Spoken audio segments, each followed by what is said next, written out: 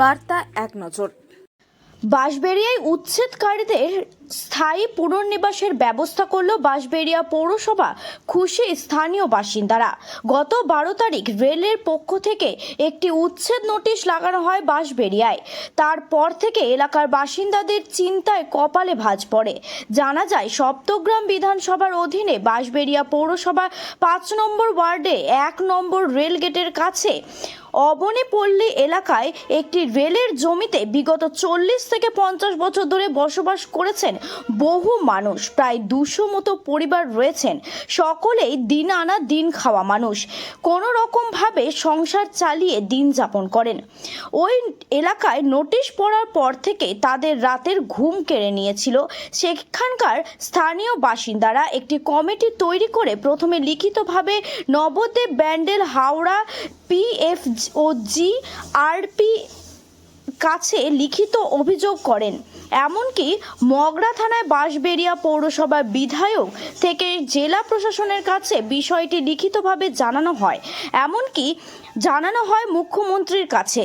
তারপর থেকে পাশে এসে দাঁড়ান এলাকার বিধায়ক, পৌরপ্রধান, উপপৌরপ্রধান, গোঘাটের প্রাক্তন বিধায়ক থেকে বহু মানুষ।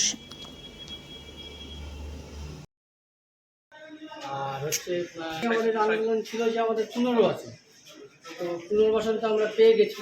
তো এইবার রেল যে ওখান থেকে লাইন নিয়ে যাবে আমাদের বাড়ি, তারা নিয়ে যাবে।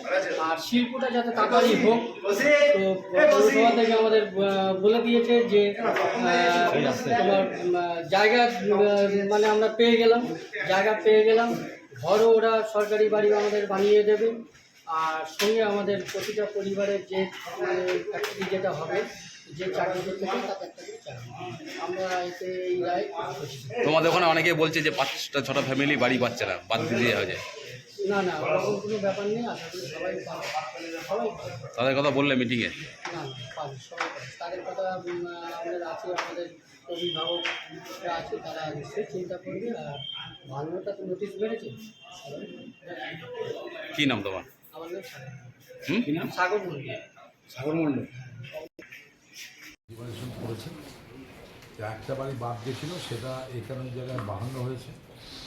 তারপরে আমাদের রেলের আধিকারিকরা এসছেন, আমাদের মিউনিসিপ্যালিটি আধিকারিকরা আছে, চেয়ারম্যান, ভাইস চেয়ারম্যান, কাউন্সিলররা আছে। আমাদের এখানে খুব ভালো মতো আলোচনা হচ্ছে, সুষ্ঠু মতো আলোচনা হচ্ছে। মানে 1 মাস পর থেকে ওনারা ভাঙা স্টার্ট করবেন। তার আগে আমরা এগুলোকে শিফট করবো। শিফটের জন্য আমরা জায়গা মিউনিসিপ্যালিটি আন্ডারে দেখা হয়েছে। সেখানে আমাদের কাউন্সিলর CIC ছিল, রঞ্জিত এবং পার্থ ছিল। ওরা দেখে প্রথমত টয়লেটের প্রয়োজন।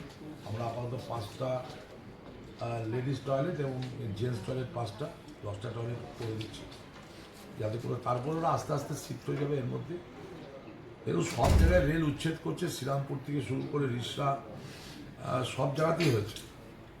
চন্দননগর মগরাটাতে ওনারা করেন বলছেন যে আমার রিকোয়েস্টে জিআরএমকে বলেছিলাম আপাতত দোকানগুলো না ভেঙে যেটুকু আছে তার মধ্যে করে নিতে লাইন যেখানে লাগিয়ে। আমি রেলের জিআরএমকে ধন্যবাদ জানাই, জিএমকে।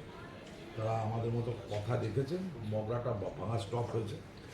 এখানে আমরা সলিউশন আমাদের চেয়ারম্যান, আমাদের ভাইস চেয়ারম্যান, আমাদের দলেরই একজন, তিনি জায়গা দিচ্ছেন গঙ্গার পাড়ে।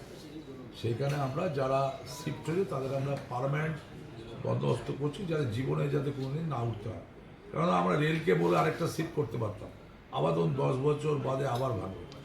একটা পরিবারকে তো বিচ্ছিন্নভাবে করে লাভ নেই। তারপরে আমরা খুব কনস্ট্রাকটিভ আলোচনা, আমাদের চেয়ারম্যান, ভাইস চেয়ারম্যান আমরা ছিলাম, আমাদের ইঞ্জিনিয়াররা ছিল, পৌরসভা রেলের কর্তৃপক্ষের যারা ছিলেন তাদের সঙ্গে আলোচনা করে এটা সিদ্ধান্ত হয়েছে।